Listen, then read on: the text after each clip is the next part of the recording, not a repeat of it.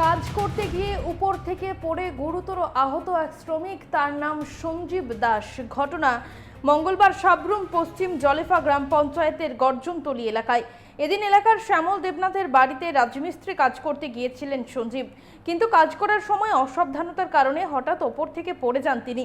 ফলে তার চোখে রড ঢুকে গিয়ে গুরুতর আহত হন। তড়িঘড়ি তাকে উদ্ধার করে সাবরুম মহকুমা হাসপাতালে নিয়ে যাওয়া হয়। তার শারীরিক অবস্থা আশঙ্কাজনক হওয়ায় সেখান থেকে তেপানিয়া হাসপাতালে নিয়ে আসা হয়।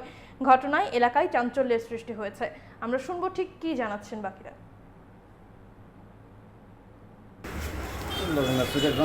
মাথা থেকে পড়ে গেছে। কোনে কাজ করতে লাগছিল? গর্জনতলী পাবলিকে। কার বাড়িতে? শ্যামল দেবনাথ।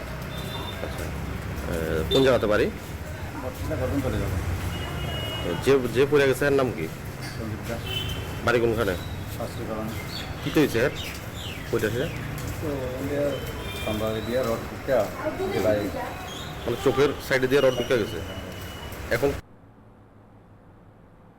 সকালবেলা তারা কাজ আসছিল, তারা মাথা দিচ্ছে, মাথাতে পড়ে গেল।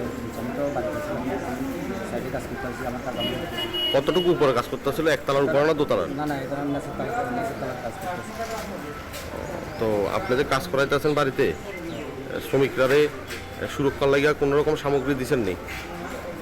হেলমেট টেলমেট এসব কিছু দিচ্ছেন নেই? তারা তো নেচে কাজ করে, তারা এই জায়গা কিছু তাহলে পড়ছে কোন জায়গার থেকে? করছে, একটু উপর বেশি করতে হবে। এখন কি অবস্থা? চোখের একটু সমস্যা হচ্ছে, এই জায়গা দিয়ে করতে হবে। এখন কই রেফার দিছে? একজন শ্রমিক কাজ করার সময় মাচা ভেঙে নিচে পড়ে রড ঢুকে গেছে চোখে।